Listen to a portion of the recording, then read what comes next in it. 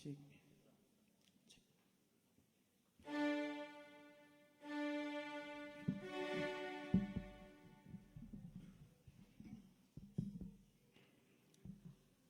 Shalom, damai di hati. Shalom. Selamat hari Minggu, selamat Paskah buat jemaat yang dikasihi oleh Tuhan kita Yesus Kristus. Dengan penuh sukacita iman, Ketua Jemaat, Badan Pekerja, serta seluruh Pelsus menyambut kedatangan Bapak Ibu Saudara dengan penuh sukacita iman dalam ibadah Minggu hari ini, di mana kita merayakan Hari Kebangkitan Tuhan Yesus Kristus, hari Minggu Paskah. Ibadah akan dipimpin langsung oleh Ketua Jemaat kita yang terkasih Bapak Pendeta Alan Robert Sarjana Teologi, dan sebagai bacaan Alkitab di sepanjang minggu ini kita akan membaca dari Yohanes 20 ayat 1 sampai 10, tema bulanan kematian dan kebangkitan Kristus mendorong orang percaya berdamai dengan segenap ciptaan Allah. Tema mingguan, Yesus bangkit dari antara orang mati. Percayalah. Saya undang kita semua untuk bangkit berdiri. Hari ini ada sukacita dan kebahagiaan yang besar dialami oleh orang-orang percaya. Yesus Kristus sudah bangkit. Ia menang. Maut sudah dikalahkan. Keraguan berganti menjadi kepastian, kebinasaan berubah menjadi keselamatan. Mari kita lakukan pujian Yesus bangkit, nyanyilah.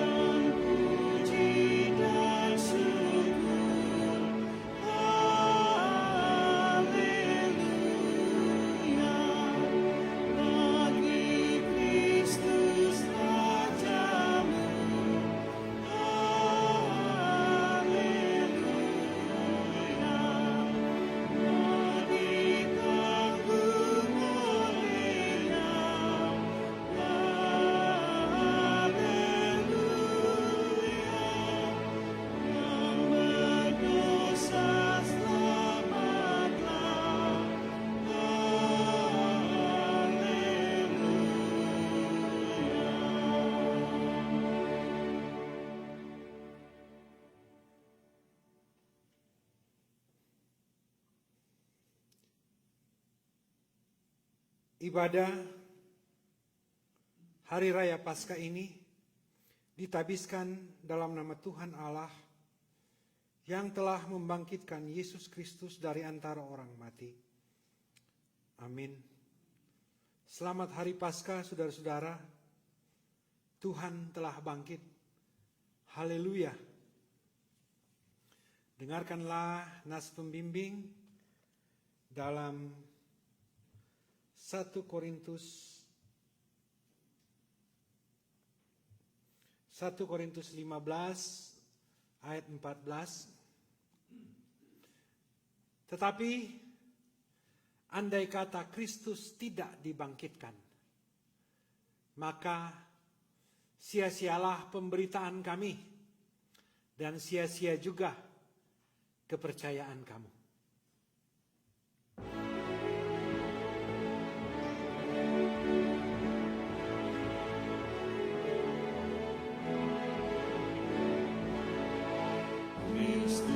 Bangkit, soraklah, haleluya.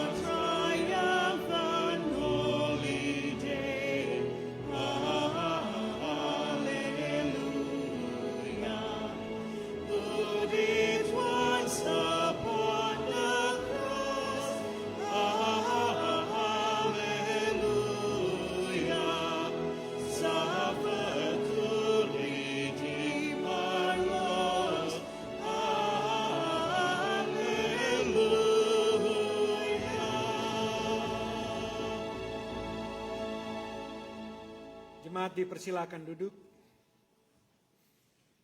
Marilah kita merendahkan diri di hadapan Tuhan dan mengaku dosa kita kepadanya. Mari berdoa. Ya Tuhan Allah, Tuhan pemilik kehidupan kami, Tuhan yang selalu bersama-sama dengan kami, Allah Immanuel yang menyertai setiap perjalanan kehidupan kami, baik itu pribadi kami, keluarga kami, dimanapun kami pergi dan berada. Tuhan menyertai, Tuhan menolong, Tuhan memberkati, Tuhan melindungi kami. Ya Tuhan, pagi hari ini Tuhan, saat ini Tuhan, kami berada di hadapan kekudusan tahta-Mu, merayakan kebangkitan Tuhan sendiri. Kami tahu siapa kami Tuhan, Engkau tahu siapa kami. Kami adalah manusia yang tidak luput dari kesalahan yang adalah dosa di hadapan-Mu. Bahkan pun kami meragukan kebangkitan Kristus yang menyelamatkan itu. Ya Tuhan, ada pelanggaran-pelanggaran yang telah kami lakukan. Baik itu yang terbuka maupun tersembunyi. Baik itu diketahui oleh banyak orang atau hanya diketahui oleh kami sendiri dan Tuhan. Ya Tuhan, di momen saat ini Tuhan kami datang kepadamu. Kami membawa segala kesalahan kami. Kami membawa segala dosa dan pelanggaran kami kepadamu Tuhan. Dengan penuh kerendahan hati kami memohon pengampunan ya Bapa. Ampunilah kami ya Tuhan. Kuduskanlah kami. Demi Kristus Tuhan yang sudah mati di kayu salib, kami bawa pengakuan ini. Amin.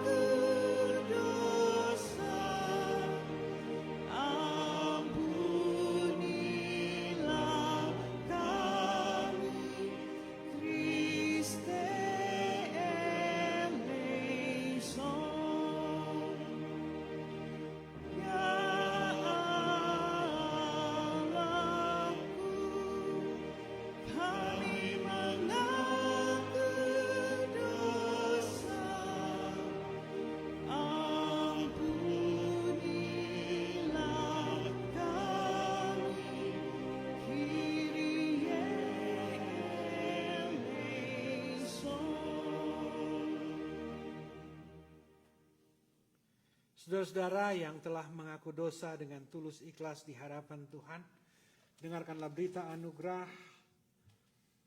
yang berkata karena kita tidak mampu menghapus dosa-dosa kita, maka Yesus Kristus datang ke dalam dunia menghapus dosa kita.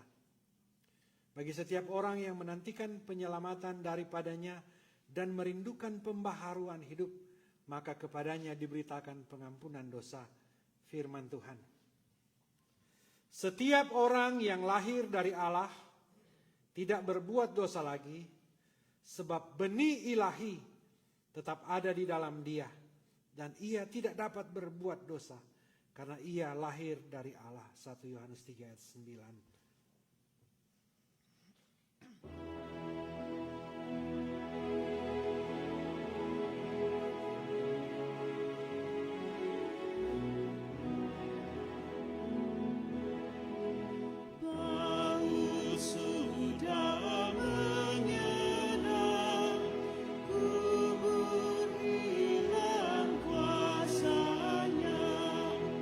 Juru selamat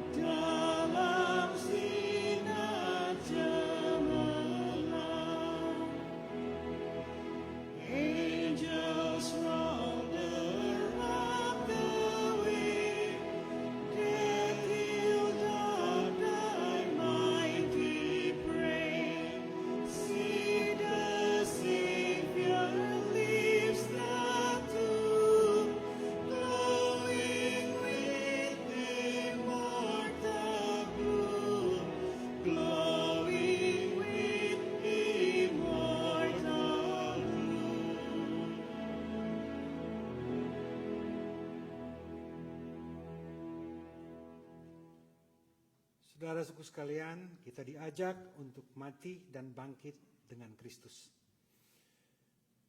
Dalam ajakan ini kita akan membaca dalam Roma pasal 6 ayat 1 sampai 14. Mati dan bangkit dengan Kristus.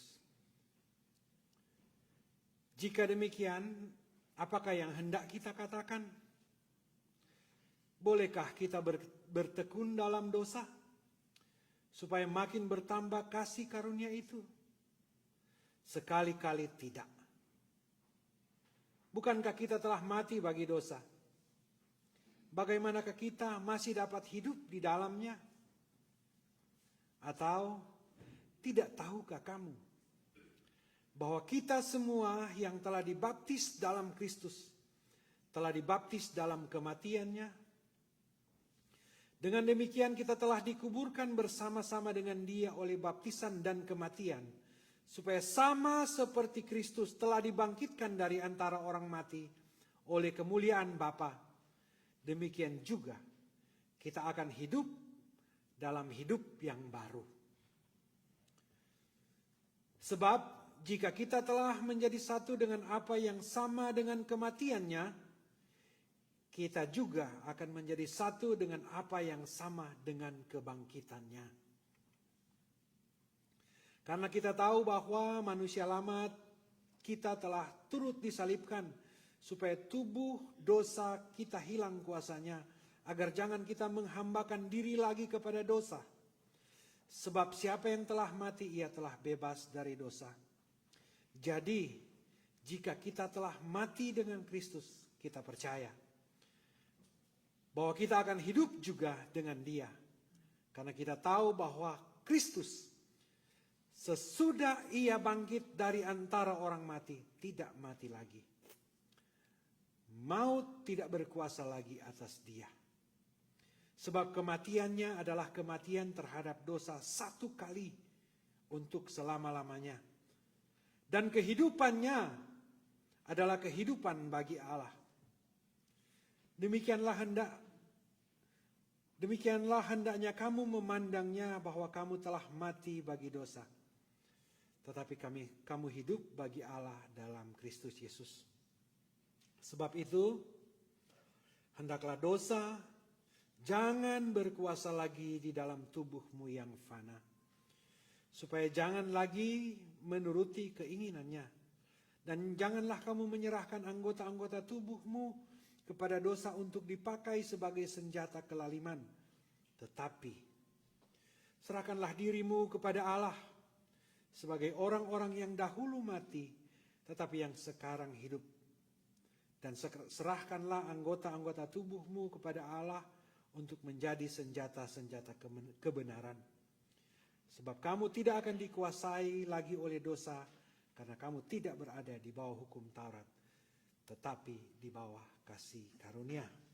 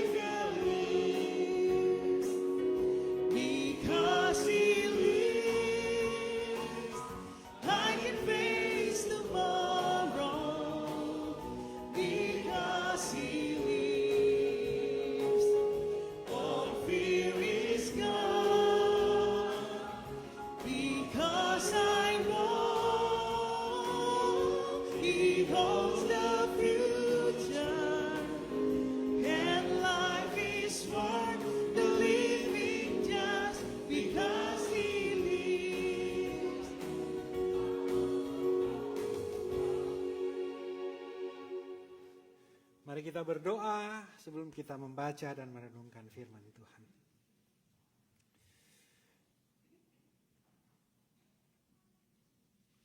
Tuhan yang sudah mengalahkan maut dan bangkit untuk menyelamatkan kami sebagai bukti kemenangan. Saat ini Tuhan, kami mau hidup dalam berkemenangan bersama dengan Tuhan. Kami mau membaca Alkitab, kami mau merenungkan itu, kami mau belajar dari situ. Kami mohon Tuhan menolong kami dengan kuat kuasa Roh Kudus, menuntun hati dan pikiran kami masing-masing, menolong hamba-Mu yang hina ini Tuhan, supaya masing-masing kami boleh belajar dengan baik dan benar, dan masing-masing kami punya kekuatan baru yang berasal dari firman Tuhan sendiri. Demi Kristus firman yang sudah bangkit itu kami berdoa. Amin. Yohanes pasal 20 ayat 1 sampai 10. Ini yang menjadi pokok perenungan kita pada hari Paskah ini. Saya akan membaca yang ganjil, saudara-saudara akan membaca yang genap. Kebangkitan Yesus. Pada hari pertama minggu itu, pagi-pagi benar ketika hari masih gelap, pergilah Maria Magdalena ke kubur itu dan melihat bahwa batu kubur telah diambil dari kubur. Ia berlari-lari mendapatkan Simon Petrus dan murid yang lain yang dikasihi Yesus dan berkata kepada mereka, Tuhan telah diambil orang dari kuburnya dan kami tidak tahu di mana ia diletakkan. Maka berangkatlah Petrus dan murid yang lain itu ke kubur. Keduanya berlari bersama-sama, tetapi murid yang lain itu berlari lebih cepat daripada Petrus, sehingga lebih dahulu sampai di kubur. Ia menjenguk ke dalam dan melihat kain kapan terletak di tanah. Akan tetapi ia tidak masuk ke dalam. Maka datanglah Simon Petrus juga menyusul dia dan masuk ke dalam kubur itu. Ia melihat kain kapan terletak di tanah. Sedang kain peluh yang tadinya ada di kepala Yesus tidak terletak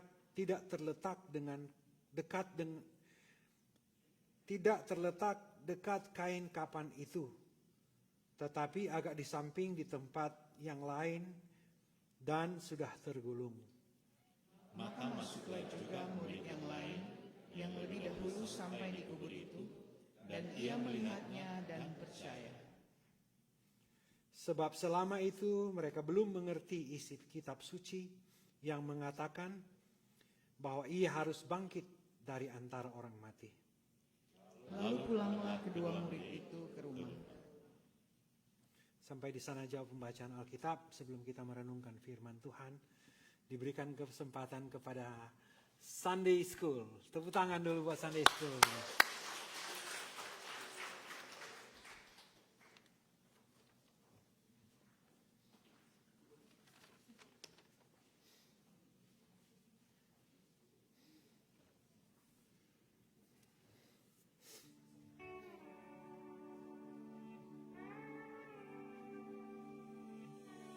Trouble looking at my door today.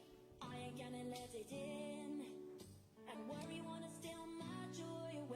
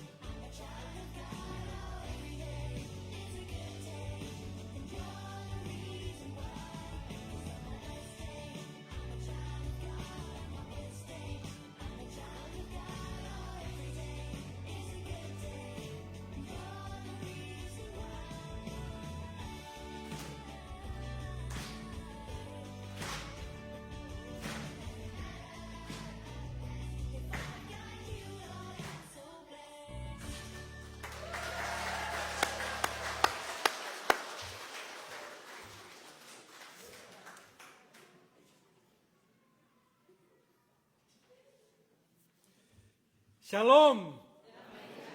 Damai di hati. Selamat Paskah saudara-saudara. Yesus sudah bangkit. Haleluya.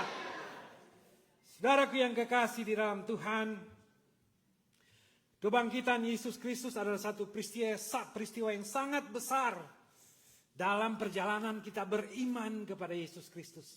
Karena sesuai dengan nas pembimbing yang kita telah baca tadi, bahwa andai kata Kristus tidak dibangkitkan, maka sia-sialah pemberitaan kami dan sia-sia juga kepercayaan kamu. Jadi saudaraku yang kekasih di dalam Tuhan, anak-anak sudah memulai dengan on the worst day, on the best day, on the rainy day, ada Tuhan di situ. Dan di dalam pembacaan-pembacaan dan lagu-lagu kita tadi dinyanyikan bahwa sebab dia hidup, ada hari esok. Kalau dalam bahasa Inggris lebih kuat lagi dia punya makna, because he lives, all fear is gone, I can face tomorrow. Jadi saudaraku yang kekasih di dalam Tuhan, kebangkitan Kristus ini adalah kepastian bahwa kita tidak rugi percaya kepada dia. Setiap orang yang percaya kepadanya tidak rugi, tidak akan binasa, melainkan beroleh hidup yang kekal. Yang baru satu kali merayakan Paskah di Amerika, boleh angkat tangan. Bagaimana perasaan merayakan Paskah di sini? Biasa-biasa justru. Soalnya kemarin kerja, mungkin hari ini ada juga yang kerja. Yang 5 kali boleh angkat tangan. 5 kali, 10 kali, 20 kali. Kalau 20 kali so kabal. Yang merayakan Paskah paling banyak di sini, saya rasa Inang ya. Inang berapa sekarang? 86. Tadi waktu jalan ketemu Inang di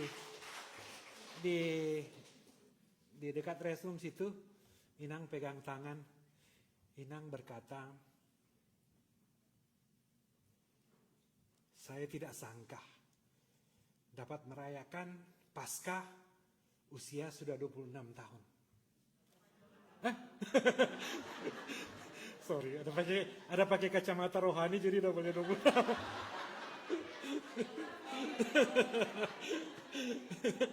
Ya. Dan saudaraku yang kekasih dalam Tuhan, menurut saya ini satu pernyataan yang luar biasa, yang mengandung satu pengharapan, kesiapan, dan ketakutan. Ada mixed feeling di situ. Tahu tuh mixed feeling tuh? Pernah rasa? Pernah? Bagaimana tuh mixed feeling itu orang rasa? Campur-campur. Jadi kalau mau makan sebentar ada yang pedis, ada yang berlemak sama yang berenebon, ada yang itu ada gado-gado atau nyanda. Tetapi saudara yang kekasih di dalam Tuhan, Paskah adalah satu berita sukacita. Kita tidak rugi percaya kepada Yesus Kristus. Ini jaminan yang pasti. Alam maut tidak dapat menguasai dia. Makanya waktu dia bangkit dia bilang, hai maut di manakah sengatmu? Tidak ada kekuatan di dunia ini yang dapat menahan kebangkitan Kristus. Dan cuma dia satu-satunya Tuhan yang disembah yang bangkit. Lain-lain orang-orang penabi masih dikubur saudara. Tapi Yesus sudah bangkit. Haleluya. Nah saudaraku yang kekasih di dalam Tuhan. Ini peristiwa besar ya. Ini peristiwa besar. Tetapi peristiwa besar ini diikuti, jadi sebelum ini dan sesudah ini, di situ kita akan melihat semuanya bahwa ini adalah satu hal yang sangat mulia. Nah saudara yang kekasih dalam Tuhan, dalam penanggalan kekristenan, saudara, Natal orang hari kelahiran Yesus Kristus orang rayakan juga tuh. Kelar Natal apalagi yang tentang Yesus Kristus? Kematian. Kelar kematian apa? Kebangkitan dulu. belum bangkit semua naik. Jadi kematian, kebangkitan, kenaikan, dan ketuanan Roh Kudus. Nah, saudara yang kekasih dalam Tuhan. Kita 2 hari yang lalu baru merayakan kematian. Nah, supaya orang mau mengerti ini teks ini, saudara-saudara. Pernah ada mengalami duka cita? Yang pernah boleh angkat tangan? Pernah mengalami duka cita? Waktu mengalami duka cita, bagaimana tuh perasaan? Sedih. Semangatmu kerja atau nyanda? Nyanda.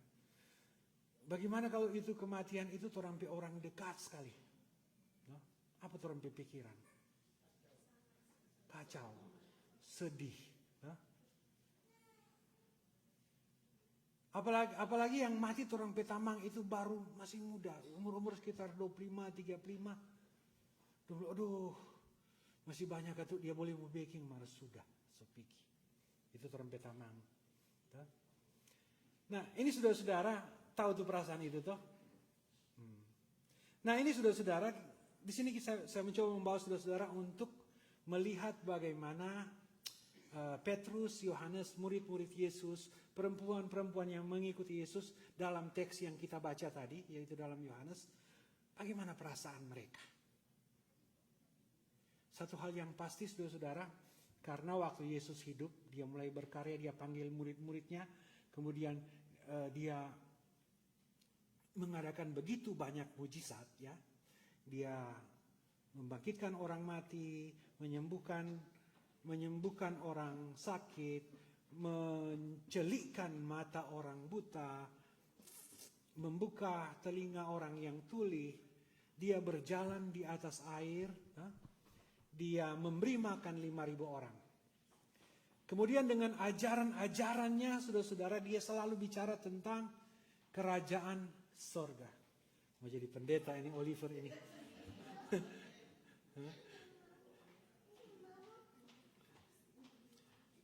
Oke. Jadi terbalik lagi ya. Yesus yang dikenal oleh murid-murid ini. Dia melakukan begitu banyak mujizat. Dia sangat terkenal. Dia memberi makan 5.000 orang. Murid-murid menyaksikan dia berjalan di atas air. Murid-murid melihat bahwa waktu badai mengamuk. Dia bilang itu kepada badai, kekuatan alam. Dia bilang diam, tenang. Dan alam itu tenang. Jadi saudaraku yang kekasih di dalam Tuhan. Apa yang terjadi dalam hati dan pikiran murid-murid waktu itu. Yang menyaksikan itu. Mereka berpikir, ini tuh Mesias. Karena waktu itu saudara-saudara, bangsa Israel sedang dalam penjajahan bangsa Romawi dan kehidupan mereka sangat sulit. Dan mereka sangat mengharapkan sesuai dengan isi kitab-kitab dalam nubuatan-nubuatan bahwa akan datang Mesias. Dan orang-orang murid-murid Yesus yang mengikuti Yesus, yang bersama-sama terus dengan Yesus, mereka berpikir, so ini tuh Mesias. So ini yang akan menyelamatkan kita, yang akan membebaskan kita dari perbudakan orang Romawi ini. Kita akan menang di sini. Itu yang ada di mana? Di pikiran murid-murid Yesus. Jadi dalam pikiran ini saudara-saudara, tiba-tiba suasana berubah. Tiba-tiba ada Yudas yang berkhianat.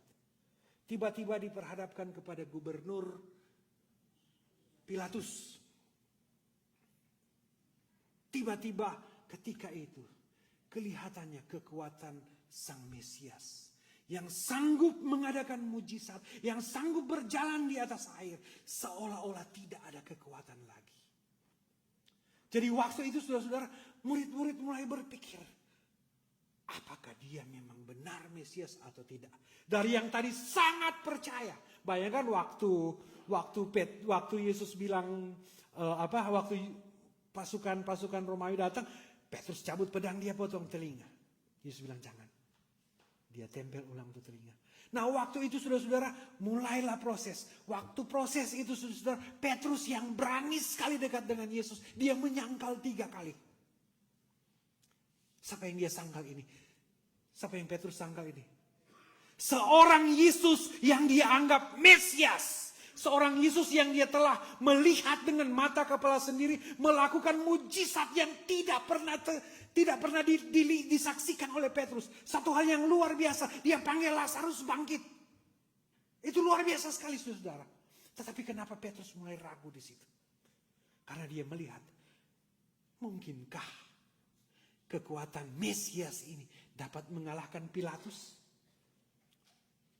Seiring sejalan, tuduhan mulai, fitnahan mulai, saudara-saudara. Jebakan sudah jalan semua, saudara-saudara. Dan akhirnya, Pilatus pun tidak dapat melindungi Yesus. Dan pada akhirnya mulailah di jalan salib. Mungkin waktu mereka menyaksikan Yesus dipukul, dicambuk, dan dikenakan mahkota duri, mereka cuma melihat dari jauh. Dan pikiran mereka, is something gonna happen. Sesuatu akan terjadi.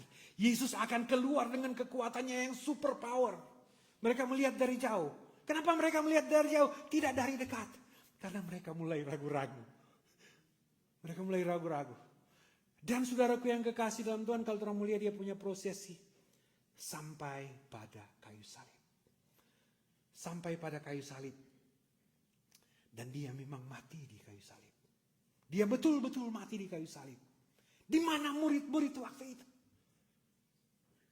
Pernah orang dekat pada orang mati toh? Bagaimana kalau orang itu dekat sekali dan orang masih harapkan, masih boleh mau sehat-sehat, kalau dia kuat sekali, akhirnya mati. Bagaimana orang perasaan? Shock.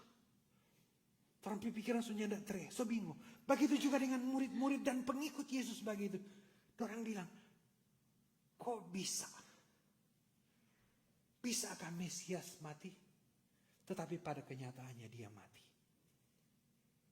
Nah, mari orang lihat Petrus dan kawan-kawan dan murid-murid dan pengikut Yesus di sini. Waktu Yesus mati itu, saudara, apa yang orang pikirkan? Benarkah dia Mesias? Memang orang batamang, tetapi ternyata dia bukan Mesias. Dalam keadaan tertekan, ini Yesus ini orang punya pemimpin. Murid-murid, pengikut Yesus dalam keadaan tertekan, gelisah, bingung, tidak tahu menjawab persoalan yang terjadi. Dan pada akhirnya, saudara-saudara, waktu Yesus mati, mereka lari bersembunyi.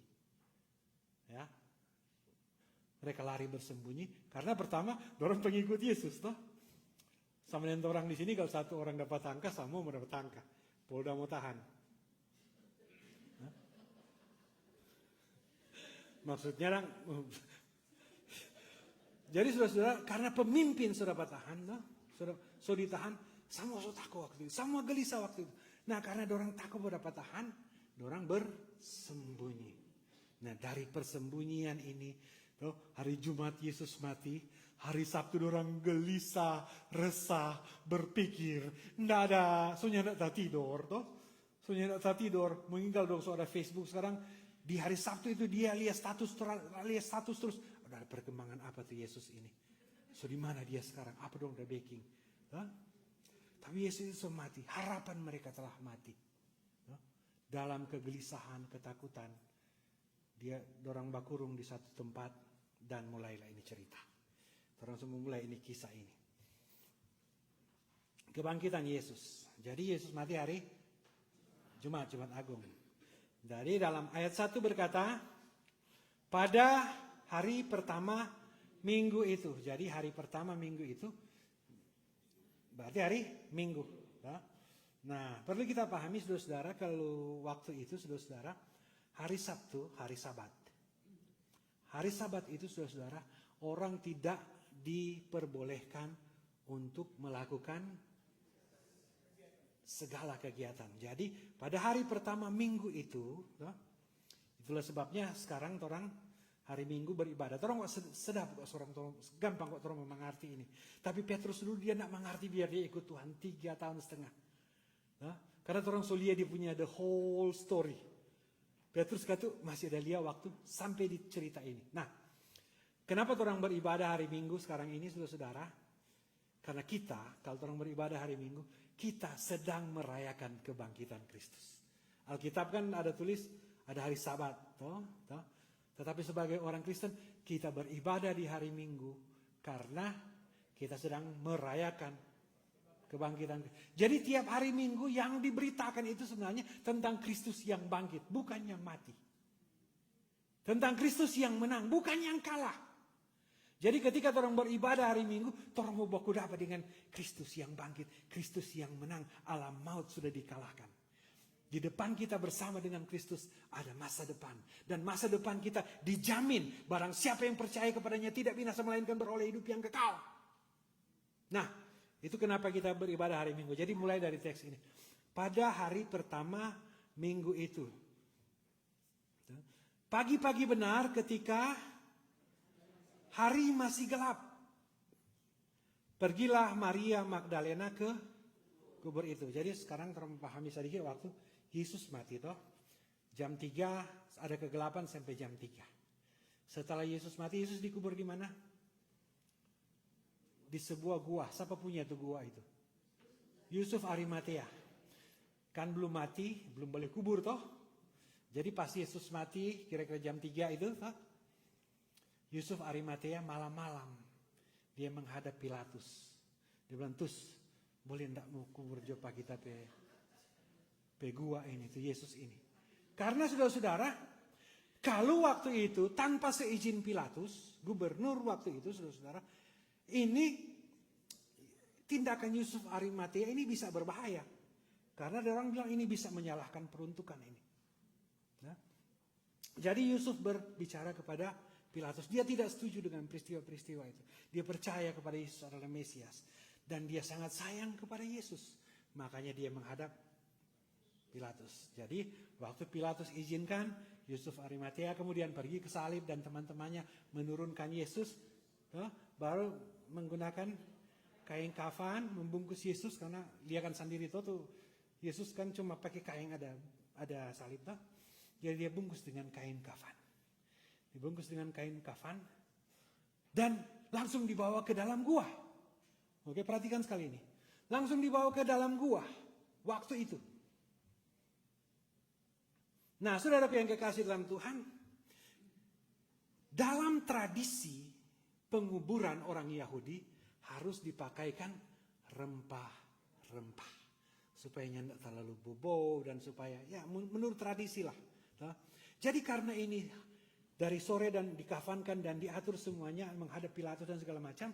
Jadi tidak sempat dipakaikan rempah-rempah. Kalau buat orang di Manado itu biasa saya mandi dulu tuh. Kalau rupa di tangan cuma begini, belum cara ke Lombok. Itu tradisi saudara-saudara. Itu tradisi. Lombok kok. Tutup waktu mata satu sebelum soalnya kalau jam ke mata satu takut jadi dia. Nah, waktu itu saudara-saudara, hal-hal tradisi yang mungkin seperti itu saudara-saudara sudah tidak sempat dilakukan waktu itu. Oleh karena itu, pagi-pagi benar ketika hari masih gelap, pergilah Maria Magdalena ke kubur itu. Jadi saudara-saudara, waktu itu Maria Magdalena bukan mau pilih Tuhan Yesus bangkit, bukan. Tetapi mereka pergi membawa rempah-rempah karena tidak sempat diminyaki, diurapi, maka mereka akan melakukan itu. Nah, tapi kita harus ingat, ini Maria Magdalena dan perempuan-perempuan yang lain itu adalah orang-orang yang dekat dengan Yesus. Nah, orang-orang yang dekat dengan Yesus yang punya hubungan khusus dengan Tuhan, saudara-saudara, waktu Yesus mati bagaimana perasaan? Sedih. Apalagi? Kacau, bingung. Dia kok Mesias bisa mati? Orang lain dia boleh kasih bangkit. Kenapa dia tidak membangkitkan diri sendiri? Kenapa dia harus menderita? Jadi itu semua berkecamuk dalam pikiran mereka. Jadi waktu mereka mau pergi meminyaki Yesus, Maria Magdalena ke kubur itu dan apa? Dan melihat batu telah diambil dari kubur itu. Pernah lihat? Belum kok pernah pergi orang semua. Jadi itu waktu itu ada tapele dan di pintu rolling. Padahal waktu dalam perjalanan orang perempuan semua toh. Aduh, siapa mau tolak kan tuh batu ini. Pas orang sampai tuh batu buka. Nah, saudaraku perhatikan sekali ini ya. Batu kubur telah diambil dari kubur. Jadi saudaraku yang kekasih dalam Tuhan, waktu mereka lihat batu kubur sudah diambil dari kubur, tuh rempah-rempah itu langsung lepas tuh. Orang langsung lari. Orang berlari mendapatkan Simon Petrus dan murid-murid yang lain toh. Jadi waktu mereka lari itu saudara-saudara dan berkata kepada mereka, Tuhan telah diambil orang dari kuburnya dan kami tidak tahu di mana dia diletakkan. Oke, perhatikan sekali baik-baik ini kalimat ini. Jadi saudaraku yang kekasih dalam Tuhan, dalam hati yang galau, toh, dalam hati yang tidak tenang, dalam hati yang sedang dalam duka cita, saudara-saudara, waktu mereka sampai di kubur, mereka kaget. Masih duka cita, masih kaget, saudara-saudara. Mereka langsung lari kepada Murid-murid yang sedang bersembunyi dalam keadaan ketakutan. Jadi sama-sama takut. Orang yang sedang ketakutan ketemu orang yang ketakutan, maka ada orang bilang, Tuhan telah diambil dari kuburnya. Ini pernyataan ini benar atau tidak? Benar atau tidak Tuhan diambil dari kuburnya? Tidak benar. Yang benar dia bangkit toh. Tetapi saudaraku yang kekasih dalam Tuhan, yang terlihat di sini mereka cuma lihat kubur sudah buka, mereka langsung berasumsi. Mereka langsung berasumsi. Jadi yang orang perlu pelajari di sini saudara-saudara, meskipun orang ikut Tuhan, meskipun orang ikut Tuhan, dalam suasana yang sedih, duka cita, dan galau, jangan terlalu banyak pakai asumsi. Karena orang akan memberitakan berita yang salah. Oke? Berita yang salah. Orang ikut DP alur cerita. Tuhan telah diambil orang dari kuburnya dan kami tidak tahu di mana diletakkan. Jadi saudaraku yang kekasih di dalam Tuhan, dorang sebilang itu Tuhan diambil orang, dorang tuduh. Dan yang kedua, kami tidak tahu di mana diletakkan. Apa dorang mau ambil di sini, saudara-saudara? Mayat. Memang ada upaya untuk membungkam ini, saudara-saudara, menurut tafsiran dari kitab-kitab suci. Orang yang tidak percaya mengerti tentang hal itu. Tetapi fakta saudara-saudara, mereka ketika itu salah menafsirkan. Ayat 3 berkata, maka apa? Berangkatlah Petrus. Jadi waktu Maria yang sedang takut, yang sedang gelisah, yang sedang sedih, ketemu dengan Petrus yang sedang takut, yang sedang sedih dengan murid-muridnya yang lain di tempat persembunyian, maka berangkatlah Petrus dan murid-murid yang lain itu ke kubur. Mereka langsung berangkat. Apa tujuan Petrus mobil dia? Apa tujuan Petrus? Petrus dengar banyak kali, bahkan itu Petrus dekat sekali dengan Tuhan. Petrus yang pertama bilang, engkau adalah Mesias. Tahu sekali tentang ajaran Tuhan. Tetapi, maka berangkatlah Petrus. Waktu Petrus mau berangkat, apa yang dia pilih? Betul ini perempuan-perempuan ada bilang atau cuma ada karang? Oke? Jadi saudara ini pelajari baik-baik ini. Memang kadang-kadang perempuan bawa berita. Petrusnya tidak percaya. Makanya Petrus mesti pilih ulang. Karena tuh berita itu bukan ada lihat sampai belah. Karena kan orang, perhatikan baik-baik ini cerita. Perempuan melihat itu batu kubur. Makanya Petrus lari. Dorang berarti tidak ada masuk. Oke? Jadi tidak percaya dulu. Dorang berarti tidak ada masuk. Nah, maka berangkatlah Petrus dan murid-murid yang lain itu ke kubur. Keduanya berlari bersama-sama. Tetapi murid yang lain itu berlari lebih cepat daripada Petrus sehingga lebih dahulu sampai di kubur. Jadi ini murid yang pertama. Murid yang pertama. Ayat 5. Ia menjenguk ke dalam. Tahu tuh menjenguk toh? Bahasa Manado apa? Apa? Ada jago bahoba di sini? Makanya jadi murid jangan cuma jago bahoba. Jangan cuma jago bahoba. Jangan cuma jadi lihat tuh status begini tidak aja like. Mesti jadi ikuti. Mesti saya ikuti. Kalau orang bahas status, ada baca Alkitab, terus didengar. Jadi cuma ada like, padahal saya ada ikuti. Jadi cuma ada intip, langsung balik. Nah, ia menjenguk ke dalam. Apa yang dia lihat? Kain kapan terletak di tanah. Akan tetapi apa? Ia tidak masuk ke dalam. Jadi saudara kalau mau belajar tentang Tuhan, mesti masuk sampai di dalam. Jangan cuma jenguk-jenguk. Ya. Kalau hari Paskah orang mesti datang di gereja, merayakan Paskah, jangan cuma aja jenguk-jenguk. Ya. Terus, jadi ini tidak masuk ke dalam, tetapi ada kain kapan terletak di tanah. Maka ayat 6. Datanglah Simon Petrus juga menyusul dia dan dia masuk ke dalam kubur itu dan apa? Apa yang dia lihat? Kain kapan terletak di tanah. Jadi yang menjenguk dan masuk ke dalam sama-sama cuma melihat kain kapan terletak di tanah. Sekarang penjelasan selanjutnya. Sedang kain peluh yang tadinya ada di kepala Yesus tidak terletak dekat kain kapan itu. Tetapi agak di samping di tempat yang lain. Oke, semua baca sampai sudah tergulung. Katakan bersama saya sudah tergulung. Jadi yang dimaksud di sini saudara-saudara, sudah tergulung itu maksudnya sama dengan ini, sotalipa, so terlipat dengan rapi. Jadi saudara-saudara, kata sudah tergulung ini mementahkan berita yang dibawa oleh perempuan-perempuan itu. Orang bilang kan so dicuri. Pernah kecurian? Pernah? Pernah mobil kecurian? Pernah rumah kecurian? Kira-kira, dorang kelar bapan curi, dorang menimpang atau nyanda? Nyanda. Jadi ini saudara-saudara, kain sudah tergulung itu membuktikan bahwa Yesus tidak dicuri. Tetapi belum sampai kepada kesempatan, belum sampai kepada kesimpulan bahwa Yesus bangkit. Belum sampai di situ. Sudah tergulung. Jadi saudara-saudara, ayat 8. Maka masuklah juga murid yang lain yang lebih dahulu sampai di kubur itu. Jadi yang itu cuma ada bahoba tadi, dia masuk. Okay? Dia yang cuma ada bahoba tadi, jadi kalau dia langsung masuk sama dengan Petrus. Masih bingung. Dan masuklah juga yang pertama tadi yang cuma ada mengintip, ya. Dan ia melihat dan dia percaya. Kenapa dia percaya? Kenapa dia percaya? Kenapa dia percaya Yesus bangkit? Karena dia melihat, nah mungkin pancuri, kelar pancuri dorang menimpang. Dan percaya. Ayat 9. Ini yang paling penting di dalam teks ini.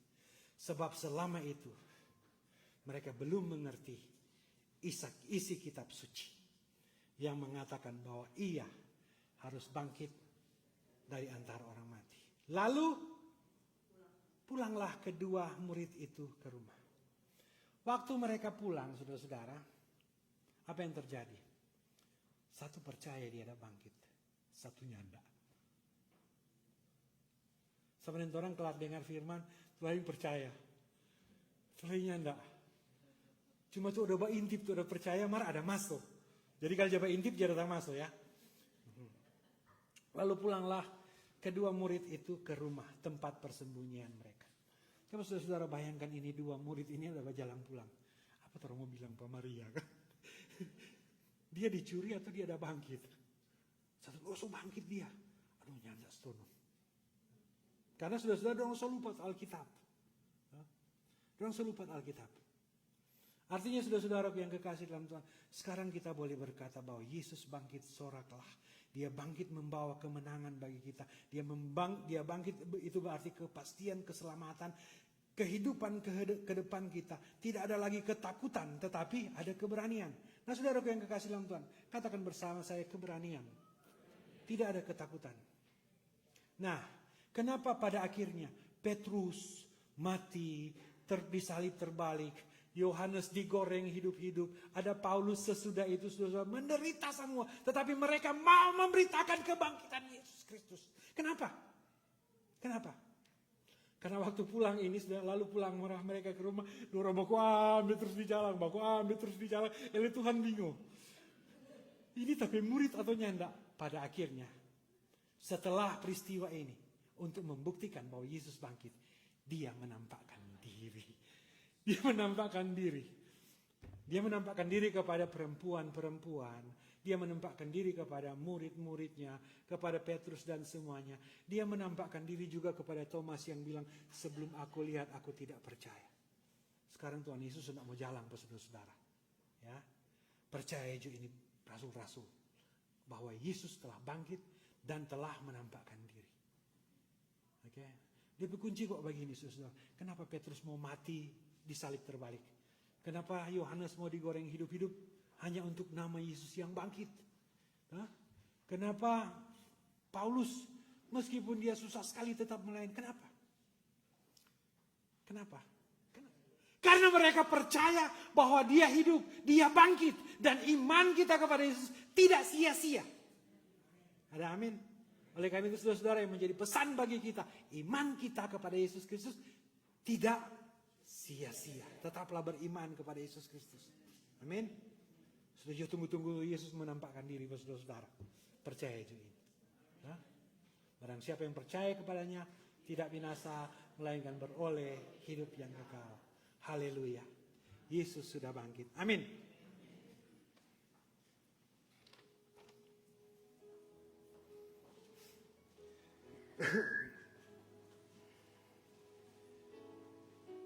Bagaimana akan kubalas kepada Tuhan segala kebajikannya kepadaku, dan aku akan mempersembahkan korban syukur kepadamu. Mazmur 116 ayat 12.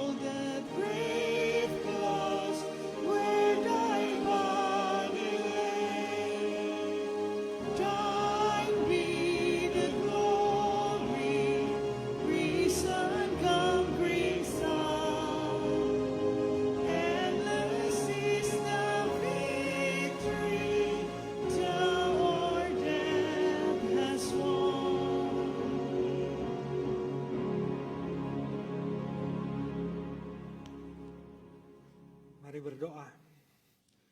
Segala puji, hormat, dan kemuliaan adalah milik-Mu ya Tuhan. Kami bersyukur Tuhan, Tuhan tetap dan terus memelihara kehidupan kami, menolong, mengasihi, mengampuni kami. Yang kesemuanya itu Tuhan dibuktikan dengan kami boleh berada bersama-sama saat ini bersekutu dengan Tuhan di rumah Tuhan yang kudus. Merayakan hari kemenangan, kebangkitan Kristus yang membawa kemenangan bagi kami. Dengan kemenangan Tuhan ini Tuhan, dengan kebangkitan Kristus ini, kami punya kekuatan untuk menghadapi hari-hari hidup ke depan kami. Karena kami tahu ada Tuhan dalam kehidupan kami. Kami tidak takut karena ada Tuhan dalam kehidupan kami yang menjamin kemenangan dan keselamatan bagi kehidupan kami. Terima kasih Tuhan untuk firman-Mu ini. Kami juga sudah membawa persembahan. Terima kasih Tuhan untuk berkat-berkat-Mu ini. Kami boleh membawa persembahan bukan karena kami punya, tetapi karena Tuhan sudah memberkati kami lebih dahulu. Dan ini merupakan respons iman kami yang bersyukur bahwa segala sesuatu yang kami miliki adalah dari Tuhan, dan kami membawa ini sebagai persembahan, karena kami beriman, kami lebih mengasihi Tuhan daripada harta benda milik kami. Memberkati setiap kami yang memberi dengan penuh sukacita dan sukarela. Memberkati juga mereka yang mengelola persembahan ini, supaya boleh menjadi berkat dalam kehidupan banyak orang dan membiayai tugas-tugas pekerjaan pelayanan yang ada yang memuliakan nama Tuhan. Terima kasih Bapa, dalam doa ini Tuhan membawa ucapan syukur dari saudara pemuda Kenny Asa, Ibu Alfrin Piri, Kevin Waleleng, Bapak Alan Rantung. Yang atas perkenanan Tuhan sepanjang minggu yang berjalan ini mereka boleh merayakan hari ulang tahun. Bersyukur Tuhan karena ini semua anugerah Tuhan. Dan kami berdoa buat saudara-saudara kami ini Tuhan, biar kesehatan, kekuatan, anugerah, berkat, pertolongan, perlindungan yang sempurna yang berasal dari Tuhan, kasih setia Tuhan tetap menaungi kehidupan mereka. Memberkati semua saudara-saudara kami ini Tuhan, dalam keluarga, tugas, pekerjaan, rencana, perjalanan kehidupan mereka, Tuhan bersama terus dengan mereka. Dan Tuhan, dalam doa ini kami juga mau berdoa bersama-sama untuk Ibu Natasha Anto yang meninggal di Kamboja. Istri dari Jovan Ratak Anto, di mana Tuhan jenazah ini masih berada di Kamboja karena satu dan lain hal.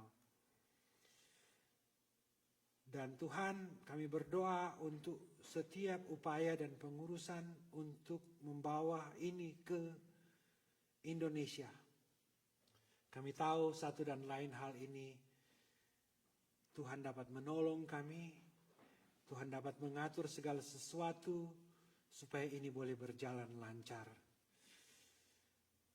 Memberi kekuatan buat suami dan keluarga yang ditinggalkan, baik yang masih ada di Kamboja maupun yang ada di Manado, juga yang ada bersama-sama dengan kami di jemaatmu Gemi Musafir Columbus, Ohio di sini.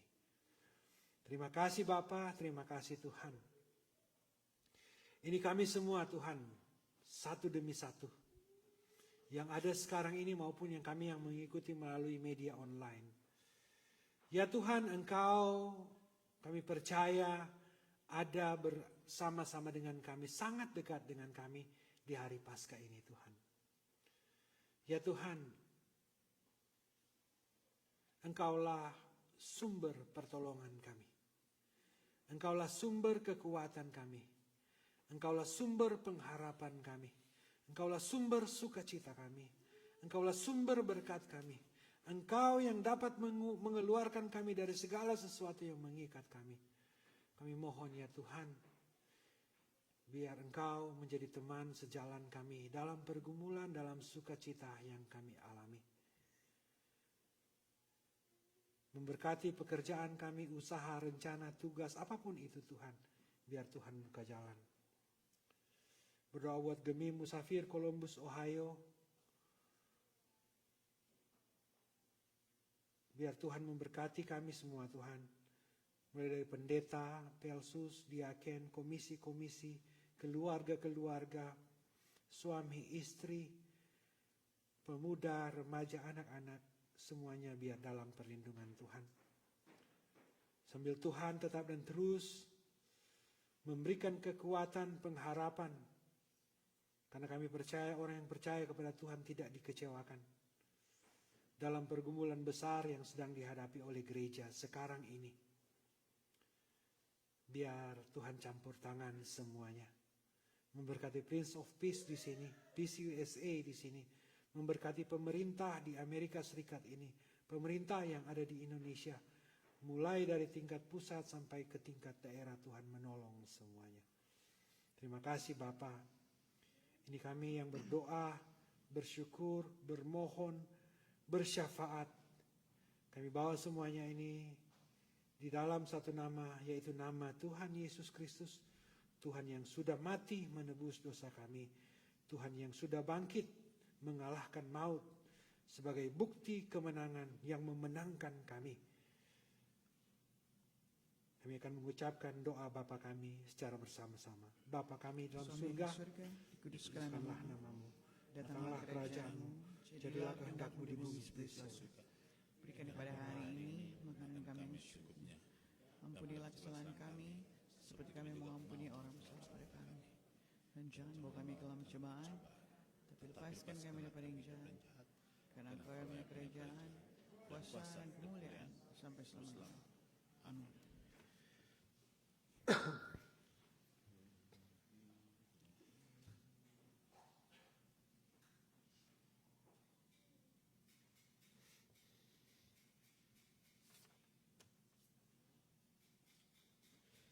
Jemaat diundang untuk berdiri.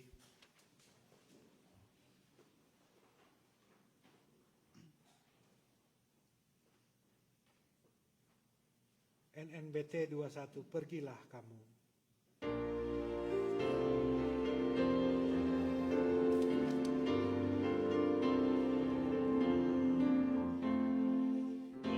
Pergilah kamu, beritakan Injilnya bagi semua orang. Tuhanlah panggilmu, kasih karunia Yesus Kristus Tuhan menyertai kamu selama-lamanya.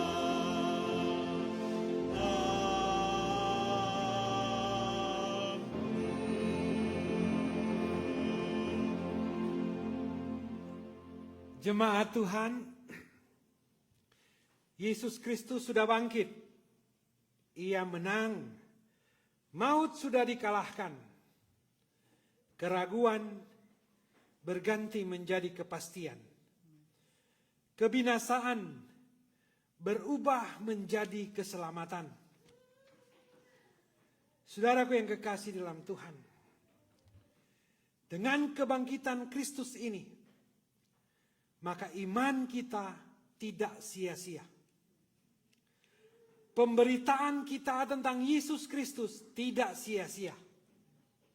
Pergilah dengan selamat dan terimalah berkat Tuhan. Tuhan memberkati saudara-saudara. Tuhan memberkati dan menyinari dengan wajah-Nya. Tuhan memberi saudara-saudara kasih karunia. Tuhan menghadapkan wajah-Nya kepada saudara-saudara dan memberi saudara-saudara damai sejahtera.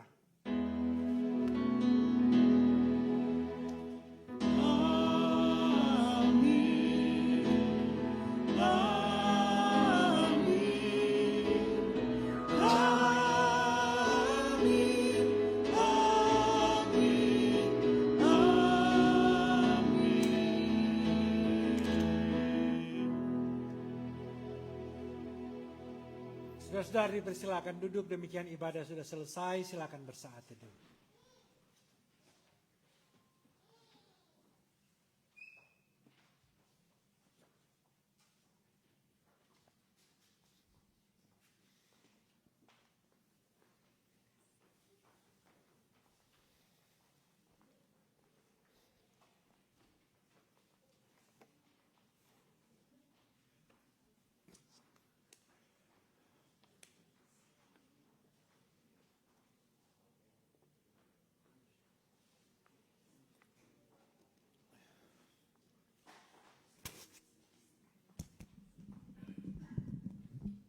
Shalom, Damai di hati, damai di hati. shalom.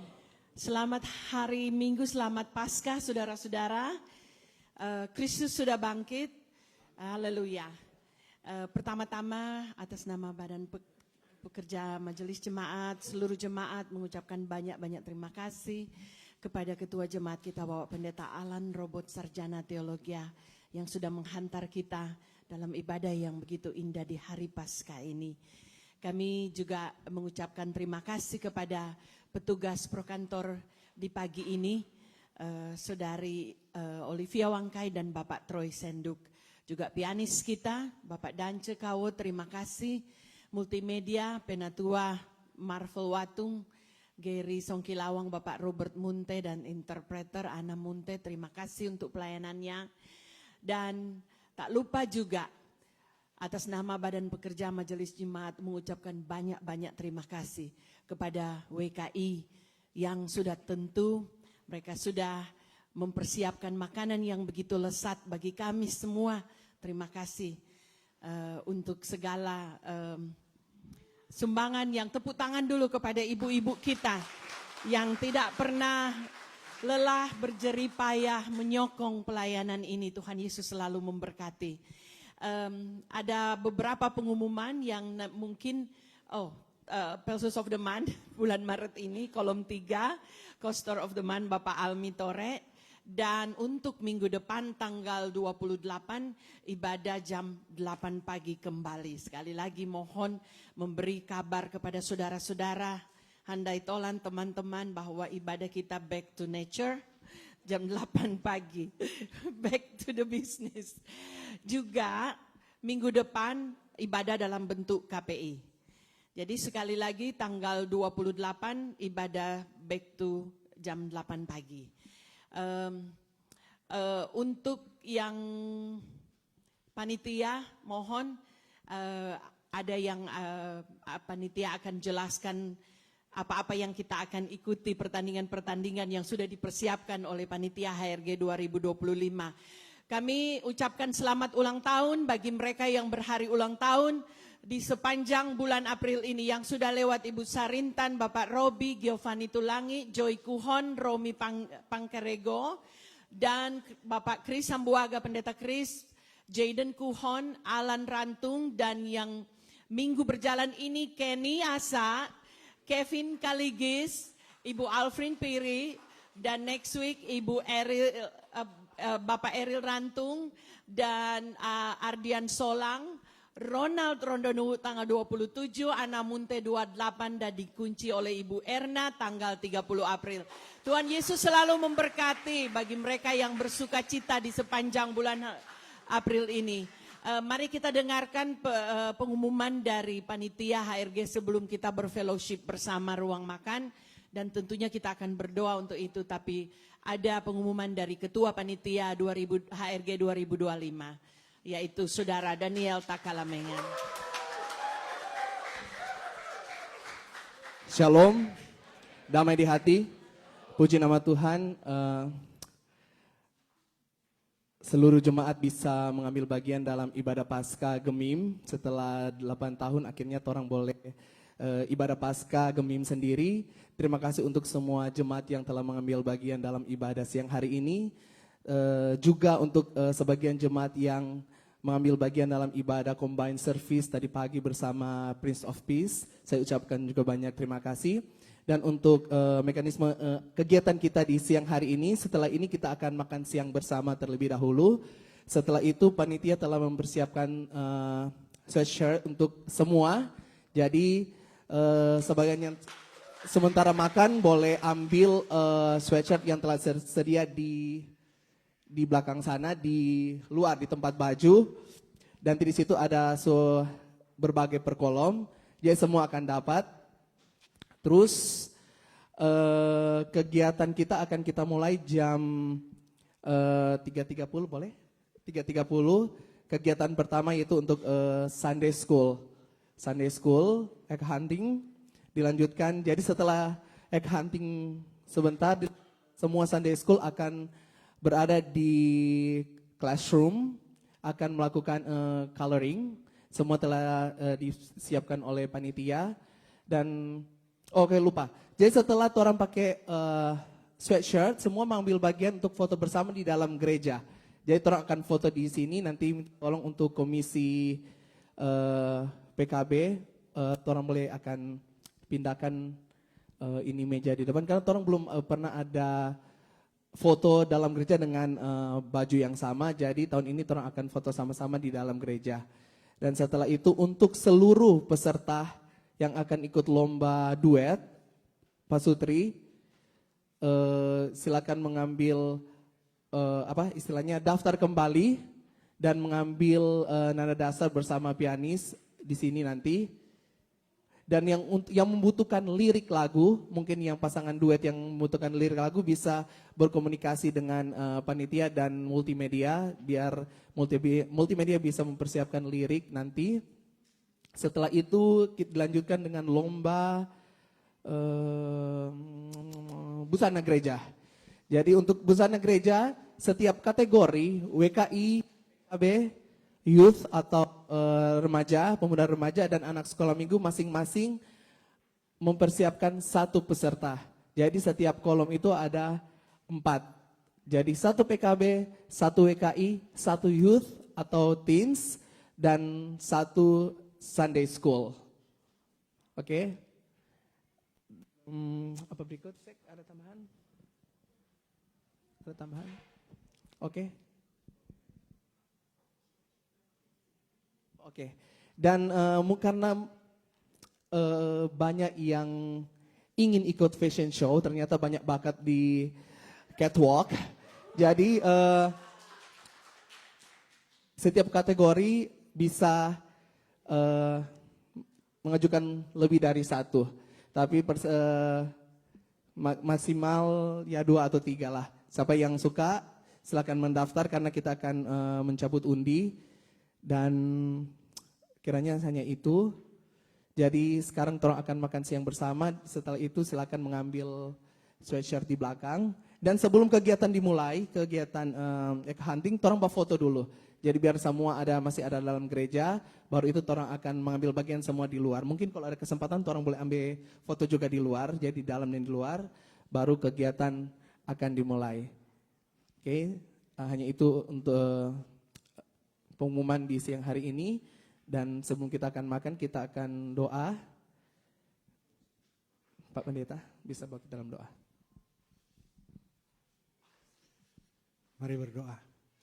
Segala puji, hormat, dan kemuliaan adalah milik-Mu ya Tuhan.